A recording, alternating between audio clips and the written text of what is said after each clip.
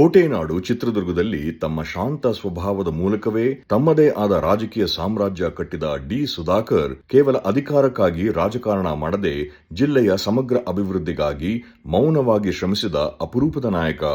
ಇಂತಹ ನಾಯಕ ಇದೀಗ ದೀರ್ಘಕಾಲದ ಅನಾರೋಗ್ಯದಿಂದ ಕಾಲನ ಗರ್ಭ ಸೇರಿದ್ದಾರೆ.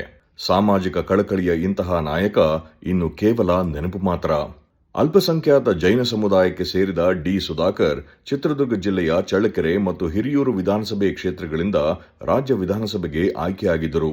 ಇಂದಿನ ರಾಜಕಾರಣದಲ್ಲಿ ಜಾತಿ ಅತ್ಯಂತ ಪ್ರಮುಖ ಪಾತ್ರ ನಿರ್ವಹಿಸುತ್ತಿರುವ ಸಮಯದಲ್ಲಿ ಇಂತಹ ಜಾತಿಯ ಬಲವಿಲ್ಲದೆ ಕೇವಲ ಜನಬೆಂಬಲ, ಜನಪ್ರಿಯತೆ ಹಾಗೂ ತಮ್ಮ ಸರಳ ವ್ಯಕ್ತಿತ್ವದ ಮೂಲಕವೇ ಚಿತ್ರದುರ್ಗದ ರಾಜಕಾರಣದಲ್ಲಿ ತಮ್ಮದೇ ಛಾಪು ಮೂಡಿಸಿ ಶಾಸಕರಾಗಿ ಆಯ್ಕೆಯಾಗುತ್ತಿದ್ದ ಸುಧಾಕರ್ ರಾಜ್ಯ ರಾಜಕಾರಣದಲ್ಲಿ ಕೆಲವು ಗುಣಾತ್ಮಕ ನಿರ್ಧಾರಗಳ ಮೂಲಕ ಗಮನ ಸೆಳೆಯುತ್ತಾರೆ. ಕರ್ನಾಟಕ ರಾಜಕಾರಣದಲ್ಲಿ ಸೌಮ್ಯ ಸ್ವಭಾವದ ಹಾಗೂ ಅಭಿವೃದ್ಧಿ ಪರ ಚಿಂತನೆಯ ನಾಯಕರೆಂದೇ ಗುರುತಿಸಿಕೊಂಡವರು ಡಿ ಸುಧಾಕರ್.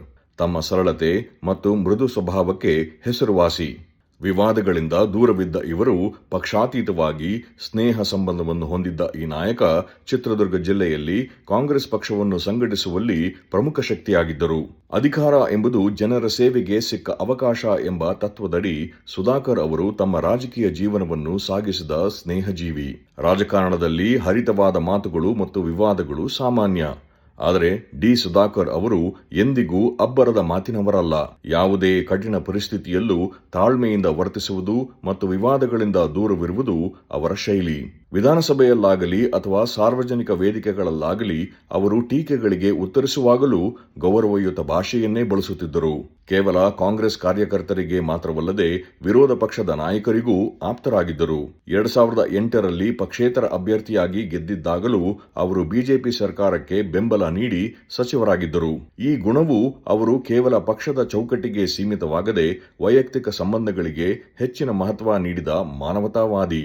ಸುಧಾಕರ್ ಅವರ ರಾಜಕೀಯ ಜೀವನದ ಅತ್ಯಂತ ಕುತೂಹಲಕಾರಿ ಘಟ್ಟ ಅಂದರೆ ಅದು 2008ರ ವಿಧಾನಸಭಾ ಚುನಾವಣೆ. ಆ ಚುನಾವಣೆಯಲ್ಲಿ ಅವರು ಕಾಂಗ್ರೆಸ್ ಟಿಕೆಟ್ ವಂಚಿತರಾಗಿ ಹಿರಿಯೂರು ಕ್ಷೇತ್ರದಿಂದ ಪಕ್ಷೇತರ ಅಭ್ಯರ್ಥಿಯಾಗಿ ಸ್ಪರ್ಧಿಸಿ ಗೆದ್ದಿದ್ದರು. ಆಗ ಬಿಜೆಪಿ ಸರ್ಕಾರಕ್ಕೆ ಬಹುಮತದ ಕೊರತೆಯಾದಾಗ ಬಿಎಸ್ ಯಡಿಯೂರಪ್ಪ ಅವರಿಗೆ ಬೆಂಬಲ ನೀಡಿದ 6 ಮಂದಿ ಪಕ್ಷೇತರರಲ್ಲಿ ಇವರೂ ಒಬ್ಬರು. ಈ ನಿರ್ಧಾರದಿಂದಾಗಿ ಅವರು ಮೊದಲ ಬಾರಿಗೆ ರಾಜ್ಯ ಸಚಿವ ಸಂಪುಟ ಸೇರಿದರು. ಸಮಾಜ ಕಲ್ಯಾಣ ಸಚಿವರಾಗಿ ಇವರು ಕೈಗೊಂಡ ಹಲವಾರು ನಿರ್ಧಾರಗಳು ರಾಜ್ಯದ ಚರಿತ್ರೆಯಲ್ಲಿ ದಾಖಲಾಗಿವೆ. ಚಳ್ಳಕೆರೆ ವಿಧಾನಸಭೆ ಕ್ಷೇತ್ರದಿಂದ ಆಯ್ಕೆಯಾಗುತ್ತಿದ್ದ ಡಿ ಸುಧಾಕರ್ ಕ್ಷೇತ್ರ ಪುನರ್ವಿಂಗಡಣೆ ನಂತರ ಈ ಕ್ಷೇತ್ರ ಪರಿಶಿಷ್ಟ ವರ್ಗಕ್ಕೆ ಮೀಸಲಾದ ನಂತರದಲ್ಲಿ ನೆರೆಯ ಹಿರಿಯೂರು ವಿಧಾನಸಭಾ ಕ್ಷೇತ್ರದಿಂದ ವಿಧಾನಸಭೆಗೆ ಆಯ್ಕೆಯಾಗುತ್ತಿದ್ದರು.